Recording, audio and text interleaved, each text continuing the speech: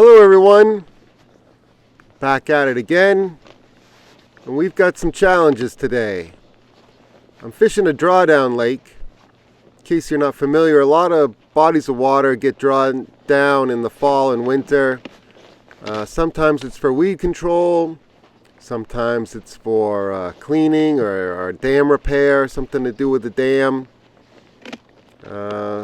Sometimes they're reservoirs. And sometimes they're places that you can't fish, and even if you can fish, depending on how the drawdown's going, you shouldn't fish. You can get these gaps between the ice and the water, which are kind of hollow zones, and that's because the ice started to form and then they pulled down the lake another 3 feet, and so the ice is just kind of floating, especially near shore, and it can create a kind of dangerous situation. But for me, it's just kind of annoying. I have to carry the sled through a rock field and then mud. The good thing is that most people aren't going to carry their sled this kind of distance, and for me it means I need to pack light. You know, some of those shelters now and flip over shelters, they can be pushing 100 pounds, and then you have another, I don't know, 20-40 pounds of gear in there between the auger and the chisel and the scoop and rods and reels and maybe minnow buckets. Yeah, that weight adds up. So I'm packing light so I can carry the sled. And I'm at my second major obstacle, which is a mud field. It's kind of a, I don't know what you call it, like a hollow drain, and there's a little stream going through the middle of it. I'm kind of picking my way around the edges of the mud. I have to go through it at some point, but I'm just looking for what looks like a little easier path. The other thing is I don't know how great the ice is to get around this. So I could cross part of this on water, but I just don't know about the ice yet because I haven't been here before, and I feel safer in the mud. Maybe that's debatable, but that's the path I chose. After drilling a bunch of holes and testing the ice, I went back a different way, but for now I'm into the mud. I've got rubber boots on because I knew it would be muddy, but I made it through the hardest part. Trying to stick to a little bit drier land here. The rubber boots are great for slush. They're also great for mud and any kind of sloppy conditions that you might encounter in getting to your fishing destination.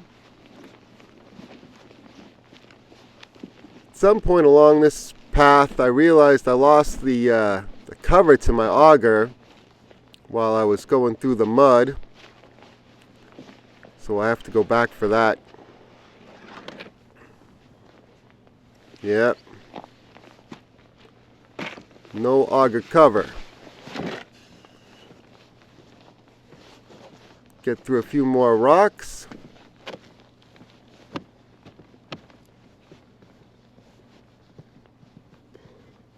Yeah, right around here I realized there's no cover on that auger, so the blade's just exposed.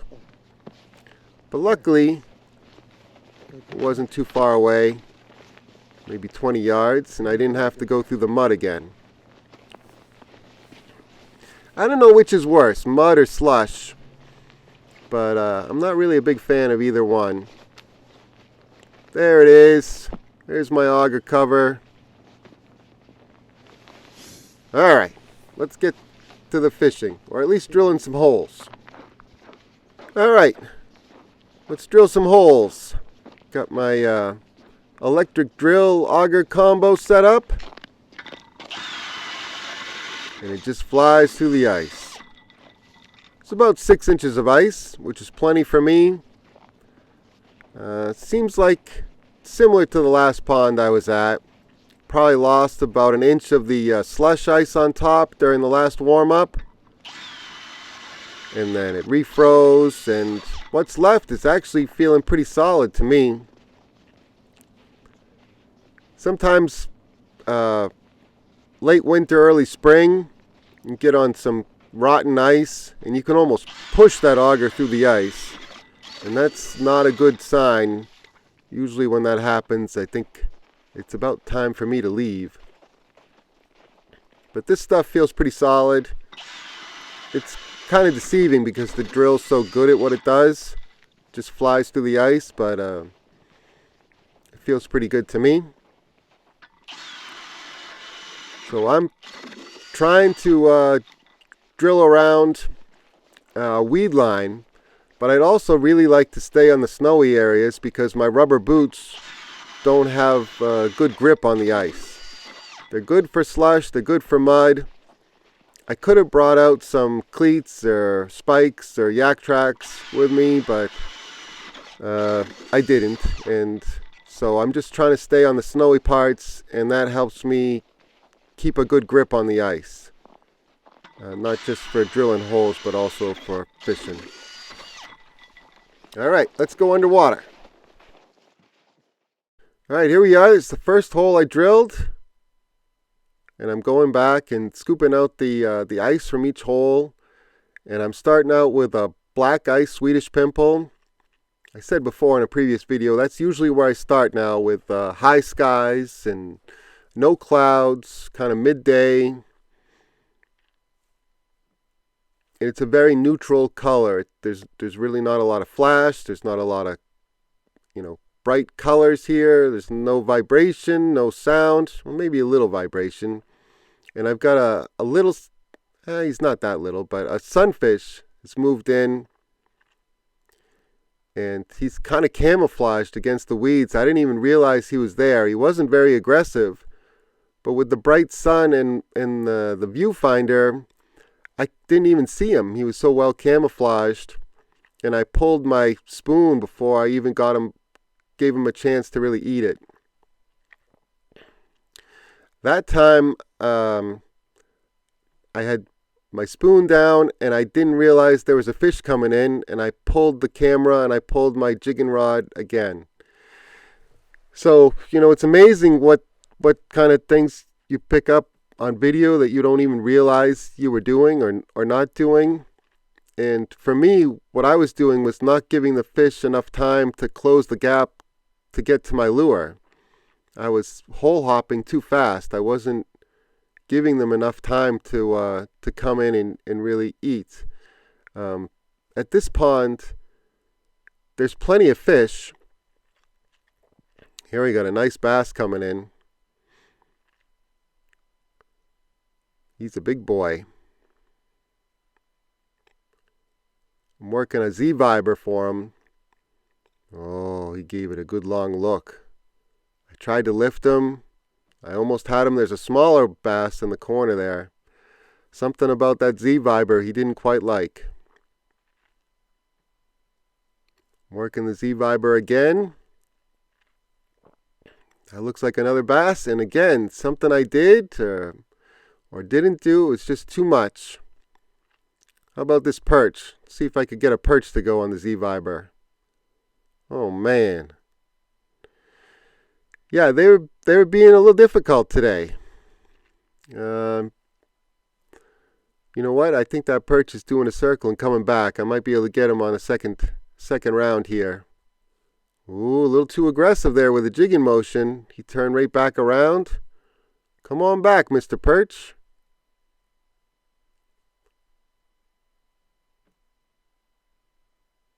Yeah, they were fussy on this day. Trying to show him my best moves. Come on back, Mr. Perch.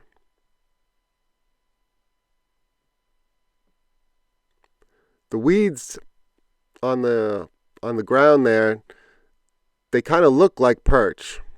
And so what I really look for with the camera is motion. Because they really do blend in well with the bottom. And ideally, I'd be fishing over weeds that are still standing up. But at this pond, I I couldn't really find too many of the weeds that were still standing up. They all seemed to lay down on the ground there. And it seems like weeds that are still standing and green will hold fish better than weeds that are laying down. But you can still pick up fish that are kind of roaming over these I don't know if they're really dying or resting. You can still pick up fish that are kind of roaming over these weeds that have fallen over. Oh man, I don't think I'm going to get another shot at that perch.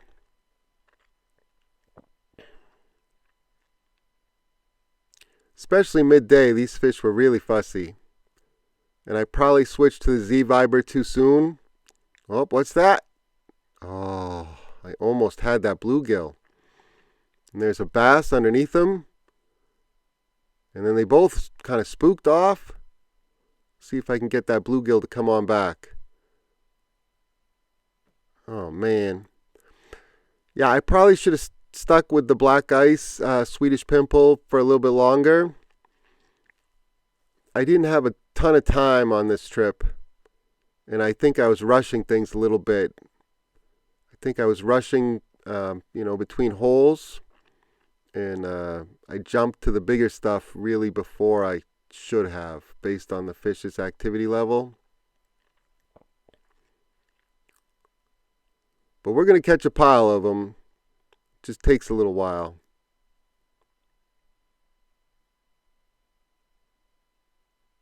There's a bunch of fish cruising through. I didn't even have my jig down yet. Some more fish. Those are perch. There's 2 perch. Should be able to get one of them to eat. It looks like I switched back to the Swedish pimple.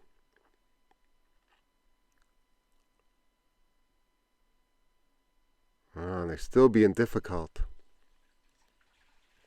A little deeper water here. You can see there's not as many weeds. I'm trying to lift that perch up. Hey! Eventually I did get a fish on the ice.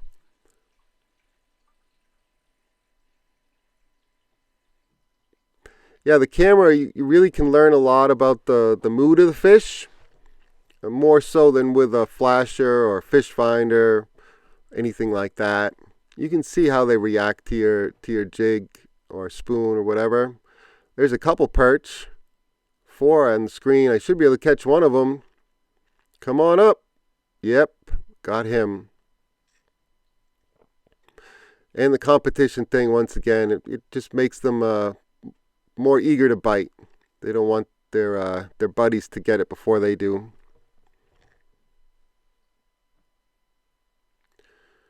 All right, back shallow again, and that looks like there's a bass. No, there's 2 bass. Oh, they are difficult today. They were interested in it, but not enough to eat it. Come on back, buddy. Oh, I did get one of them. Another situation with kind of blown over weeds, and I've got a perch. You can really see how well they're camouflaged from above. With those weeds on the bottom there, they look just like the weeds, except the weeds are moving. There's another perch. I'm trying to lift him. He doesn't want to come up. I'm trying to match the level he's willing to come up to. And he's not super interested, but if I could get him to turn and come back. There. Oof. I got to show him my best stuff today. 2 more perch, and there's a sunfish below them. Hopefully I can get one of these fish. Yeah. Oh, I don't know. He had it, but I don't think I got him. Another swing and a miss. It's good they're so cooperative because, I really didn't deserve a 3rd chance there. I got 3 fish coming in, and you know what? On that drop, I didn't see those fish. I was thinking about moving to the next hole. Again, just a patience thing there. That's a nice bass. Ooh, he ate it. He blew it out. I almost had that fish. Let's see if he'll come back around. I'm fishing with a little bit bigger jig now. That's a Leech flutter spoon. Seeing if that'll coax those bass into eating better than the Z-Viber. The Z-Viber is a very good bait, just sometimes they want something different. And that time it was a Leech flutter spoon. That was a 1/16 ounce Leech flutter spoon. I got another bass coming in. 2 bass. 3 bass. You see the nose of the one on top? And I'm pretty sure I counted 5. 1, 2, 3, 4, 5 bass on camera. So a whole school of bass moved in. You know, a lot of times I see doubles, especially with small bass. The bigger ones tend to be solo fish. But very rarely do I see good-sized bass in a school like that. Now this is something a little different. I don't think I've shown this before, but this is a dead stick. Basically, it's just a rod and a rod holder with a little jig and a piece of worm on it. And I'm hanging it in the water column, and I'm not moving it. It's just in the rod holder doing its thing. And I kind of expected that this is what was happening. It just sat there, and the fish paid it no attention. On some days, the dead stick will be your best friend. On other days, the fish, they want some motion, even if they're not super fired up. They want some motion. They want it to look alive. The other thing is that if you're around small fish, a dead stick will drive you crazy. The small fish will just mess with it all day long. So I only use it if I'm around quality fish that are being a little bit fussy. You see this bluegill, he's actually a pretty decent sized bluegill. He's studying that bait. I'm trying to lift him ever so slowly. I'm lifting him inch by inch. If I can get him coming up, usually they'll eat it. So that's what I'm doing. And he's, I don't know, it's like a face-off or something. There, I got him. That took a minute though. A little bit deeper water. And I got some fish coming in. Unfortunately, I don't have a lure down at this time. I think somebody came up to me on the ice and was talking to me, and I'm chit-chatting away, talking about his bike. He had a cool bike that he had on the ice. It was a bike with fat tires and studs.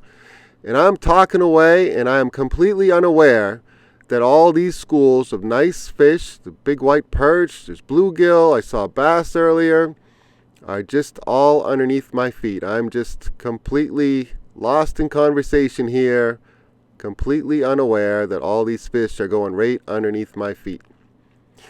Yeah, not my finest moment, but we had a good chit chat, and I will catch those fish next time. Alright, I'm going to wrap it up here. Thank you all for watching. I'll list everything in the video description just like every other video. I'll catch you on the next one. See ya!